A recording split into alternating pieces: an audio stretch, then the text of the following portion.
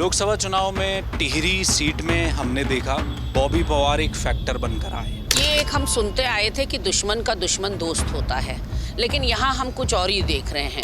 आपको पता था कि मनोज रावत ही भारतीय जनता पार्टी के कैंडिडेट को हरा सकते हैं। जिस तरह का रोल अपनाया है उस पर आत्मावलोकन तो निर्दलीय प्रत्याशियों को भी करना होगा और बॉबी पवार जी को भी करना होगा। चाह क्या रहे हैं? एक तरह आप खुले तौर पर लड़ाई लड़ रहे हैं भाजपा के प्रत्याशियों के खिलाफ, भाजपा के शासन के खिलाफ। तो टिकट भी मांग रहे थे टिहरी वाला, तो मिला नहीं।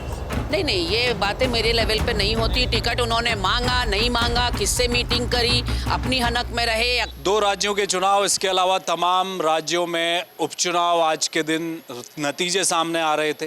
कांग्रेस लगातार इस बात का दावा कर रही थी कि सत्ताधारी दल भाजपा, चाहे उत्तर प्रदेश में हो, उत्तराखंड में हो, महाराष्ट्र में हो, हर जगह जनता खिलाफ है और इस दफ़ा कांग्रेस के पक्ष में नतीजे आ रहे हैं। लेकिन ऐसा हुआ नहीं। महाराष्ट्र में बहुत बड़ा सेटबैक मिला है कांग्रेस को। उत्तराखंड की मैं बात कर रहा हूँ, केदारनाथ सीट पर बहुत कुछ दांव पर लगा था, लेकिन वहाँ भी ये सीट कांग्रेस के हाथ नहीं लग पाई। बद्रीनाथ मंगलौर जीतने में ज़रूर सफल हुए, केदारनाथ हार से निकल गई। मेरे साथ गरिमा मेहरा दसोनी है, उत्तराखंड कांग्रेस की मुख्य प्रवक्ता। मैम, केदारनाथ में बहुत बड़े आप लोगों के दावे थे कि जनता विरोध में है, चारधाम यात्रा को लेकर तमाम मुद्दे उठाए, जनता ने नकार दिए। देखिए, पार्टी अपने लिहाज से देखती है, अपनी नज़र से देखती है और हार और जीत राजनीति में लगी रहती है। ये सिक्के के 2 पहलू हैं, लेकिन जिस तरह का आशीर्वाद, जिस तरह का प्रेम हमारे नेताओं को, कार्यकर्ताओं को, प्रत्याशी को केदारनाथ की देवतुल्य जनता ने दिया और जिस तरह की मेहनत और एकजुटता इस समय कांग्रेस पार्टी में दिखाई पड़ रही थी कि एड़ी चोटी का जोर कांग्रेस पार्टी के कार्यकर्ताओं ने और नेताओं ने लगाया है। एकमुठ और एकजुट होकर हमने वहाँ प्रयास किए और इंसान के हाथ में, व्यक्ति के हाथ में प्रयास करने के अलावा और कुछ नहीं होता। कर्म हम कर सकते हैं, फल ऊपर वाले ने देना है। तो ऐसे में जिस तरह के रुझान आ रहे हैं वो हमारे लिए निराशाजनक जरूर हैं, लेकिन एक संदेश केदारनाथ की जनता ने जरूर दिया है इस चुनाव के दौरान कि भारतीय जनता पार्टी की चूल्हे हिलाने का काम किया है। जिस तरह से बड़े दिग्गज मंत्रियों को वहां प्रभारी बनाकर भेजा गया, आप देखिए ना, एक तरफ पूरी सरकार, शासन, प्रशासन, उनकी ताकत, उनका धन बल, सत्ता बल, बाहुबल, सब कुछ था। दूसरी तरफ मनोज रावत थे। तो कहीं ना कहीं केदारनाथ की जनता ने कहिए या कांग्रेस पार्टी ने कहिए, घुटनों पर ला दिया वहाँ केदारनाथ के उपचुनाव में भारतीय जनता पार्टी की प्रचंड बहुमत और डबल इंजन की सरकार को। और 2027 के लिए बहुत सुनहरी एक आशा की किरण दिखाई पड़ रही है साफ साफ कि आक्रोश तो जनता के मन में है, लेकिन ये जो बाकी के आप जो बढ़ोतरी में वोट देख रहे हैं, ये कहीं ना कहीं वो सारे बलों का जो है प्रभाव है जो मैंने आपको भी गिनाए। आपने सोना चोरी का मुद्दा भी उठाया। करण मेहरा जी तो यात्रा लेकर भी गई कांग्रेस वहाँ पे। केदारनाथ मंदिर को दिल्ली में शिलान्यास करने का मुद्दा था। आपको क्या लगता है मैम, ये जो मुद्दे थे ये दिखने में तो बहुत प्रभावी लग रहे थे, लेकिन ज़मीन में जो बुनियादी मुद्दे थे, क्या वहाँ पर कांग्रेस से चूक हुई है क्या? नहीं, देखिए, चूक कहाँ पर हुई, कमी कहाँ पर रही, ये तो अब समीक्षा का विषय है। क्योंकि वहाँ नेता गए, कार्यकर्ता गए, सबने बहुत मेहनत से काम किया। मुद्दे भी हमने सारे जो हैं वो समसामयिक और जनहित के और वहाँ स्थानीय मुद्दे उठाए। ऐसे कोई बड़े राष्ट्रीय मुद्दों पर वहाँ चुनाव नहीं लड़ा गया और आक्रोश साफ तौर पर देखा गया।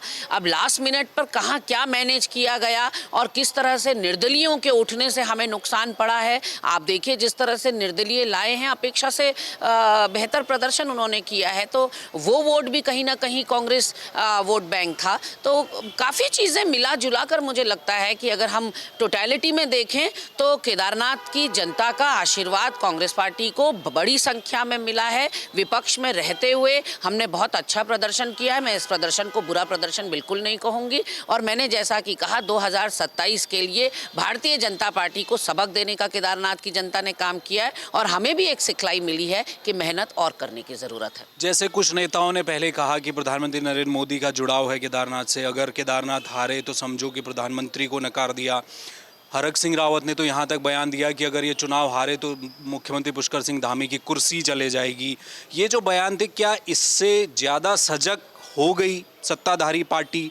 क्या इन बयानों को भी आप मानती हैं कि ये भी कोई फैक्टर रहे हैं? नहीं नहीं, निश्चित रूप से देखिए, जिस तरह का प्रभाव रहा है, जिस तरह का लगाव रहा है और जिस तरह का प्रचार प्रसार भारतीय जनता पार्टी ने किया है कि मोदी जी इतने बार आए हैं केदारनाथ और इतना उनका विशेष तरह से लगाव रहा है, उस तरह के रिजल्ट्स देखने को नहीं मिल रहे। फिर तो वन साइडेड चुनाव होना चाहिए था।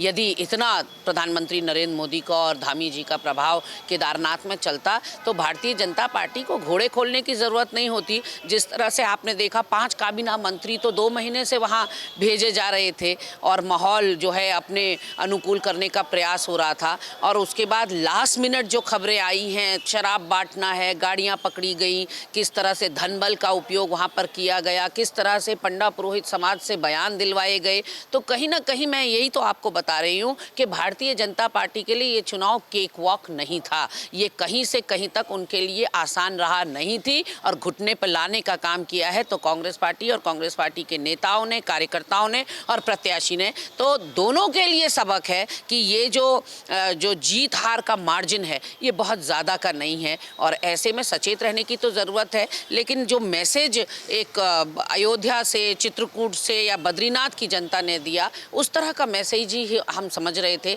कि केदारनाथ की जनता अपने अपमान का बदला लेगी और अपने से ज़्यादा केदार बाबा के अपमान का बदला लेगी, क्योंकि मुख्यमंत्री धामी ने जो रीढ़ की हड्डी है चार धाम यात्रा, उसको डेंट पहुंचाते हुए भूमि पूजन किया था दिल्ली के बरौनी में। एक नया केदारनाथ धाम का निर्माण की जनता ने तो माफ कर दिया ना, तो बाबा केदार का आशीर्वाद तो धामी जी को मिल गया। मैं इसीलिए तो कह रही हूँ कि हमने ये सोचा था, ये हमारा कयास था कि केदारनाथ की जनता एक तो अपना आपदा जिस वक्त आई उनकी अनदेखी जो हुई, चार धाम यात्रा में जो अव्यवस्थाएं थी उसको लेकर, और जो केदार बाबा का अपमान भाजपा के शासन में लगातार 7-8 साल से चल रहा है, चाहे QR कोड हो, सोना चोरी हो, दिल्ली का बौराड़ी में एक प्रतीकात्मक मंदिर हो, फिर चाहे माँ बेटियों के साथ दुष्कर्म हो रहे हों उसमें बढ़ोतरी हो रही हो, फिर जो गर्भगृह से फ़ोटो वीडियो वायरल हो रही हों, फिर जो लाइट एंड साउंड प्रोग्राम करवाने के पूरा प्रयास किया गया, तो ये सब केदार बाबा का अपमान था। तो हमें लगा कि सक्षम होगी केदारनाथ विधानसभा की जनता अपना अपमान का बदला लेने के लिए, लेकिन मुझे ऐसा लगता है कि आखिरी में सब कुछ मैनेज हो गया। एक आखिरी सवाल मैम, लोकसभा चुनाव में टिहरी सीट में हमने देखा बॉबी पवार एक फैक्टर बनकर आए, वो तीसरे नंबर पर भी रहे, अच्छे खासे वोट लेकर भी आए। केदारनाथ में भी हमने देखा त्रिभुवन चौहान जो कि निर्दलीय चुनाव लड़ रहे थे, उन्होंने अच्छी फाइट दी है, वही लगभग जीत का अंतर हार का वो बनकर आया। ये जो तीसरा विकल्प निकल कर आ रहा है, क्या कांग्रेस की नज़र है इस पर, या आप लोग बिल्कुल आंखें बंद करके रहना चाहते हैं कि नहीं हम उस तरफ देखेंगे नहीं, चुनाव कांग्रेस बीजेपी के बीच चल रहा है, यहाँ कहीं चूक तो नहीं कर रही पार्टी?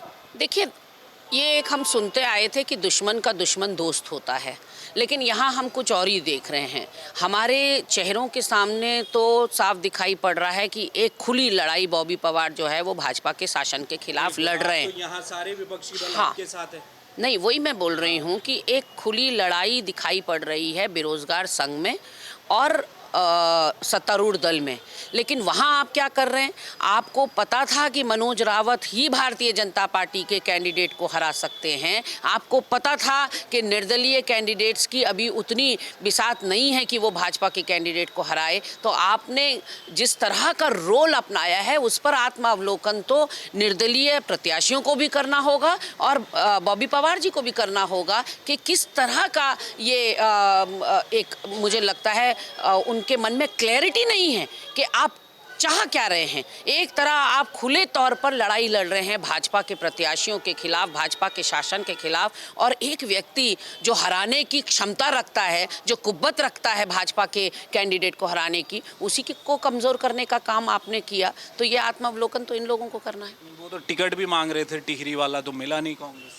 नहीं, ये बातें मेरे लेवल पे नहीं होती। टिकट उन्होंने मांगा नहीं मांगा, किससे मीटिंग करी, अपनी हनक में रहे या कांग्रेस पार्टी ने टिकट डिनाई किया, इन बातों में मैं नहीं पढ़ना चाहती क्योंकि ये मेरे लेवल पर डिसीजंस नहीं लिए जाते। लेकिन इसका मतलब ये नहीं है ना कि अगर आपको टिकट एक बार को चलो मान लें कि टिकट नकार भी दिया गया, तो इसका मतलब ये नहीं है कि आप बड़ी पिक्चर को सामने ना रखें, जो बड़ी लड़ाई हमारी है उसको आप भूल जाएं और कहीं ना कहीं पूरी लड़ाई को डाइल्यूट कर दें। बहुत शुक्रिया। Thank you so much. तो ये थी गरिमा मेहरा दसोनी। देखिए, कांग्रेस को उम्मीद थी केदारनाथ से, एक लड़ाई भी लड़ी, बद्रीनाथ के बाद कांग्रेस ये चाहती थी कि केदारनाथ में भी कुछ ऐसा ही हो जाए और उसके लिए तैयारी बहुत लंबे समय से चल रही थी। तमाम यात्राएं भी निकाली गई, केदारनाथ सोना चोरी का मुद्दा हो, दिल्ली में केदारनाथ मंदिर के शिलान्यास का मसला हो, जो यात्रा है उसे डाइवर्ट करने का मुद्दा हो, बहुत सारे मुद्दे यात्रा से जोड़कर कांग्रेस ने उठाए, लेकिन जनता ने इन मुद्दों को तो नकार दिया। और जो नतीजा आया उससे साफ हो गया कि जिस तरह से मुख्यमंत्री पुष्कर सिंह धामी के लिए कहा जा रहा था कि वो कुमाऊं की तरफ ज़्यादा ध्यान दे रहे हैं, गढ़वाल में कम दे रहे हैं, उसे भी नकारा है। प्रधानमंत्री नरेंद्र मोदी की अगर सीधे जुड़ाव केदारनाथ से है तो वो भी जनता ने उस बात का भी लिहाज रखा है। तो कुल मिलाकर केदारनाथ की बड़ी जीत बीजेपी की जो हुई है उसमें कांग्रेस को बड़ा झटका लगा है और ख़ास करके जो निर्दलीय त्रिभुवन चौहान वहाँ पर चुनाव लड़े हैं और अच्छा चुनाव लड़े हैं, जो बॉबी पवार के साथ मैदान में पूरी ताकत झोंक रहे थे, उससे कहीं ना कहीं कांग्रेस का खेल बिगड़ गया और इस बात का अंदाज़ा कांग्रेस को होने भी लगा है। कैमरामैन मयूर उपाध्याय के साथ हेमभट्ट, जय भारत टीवी।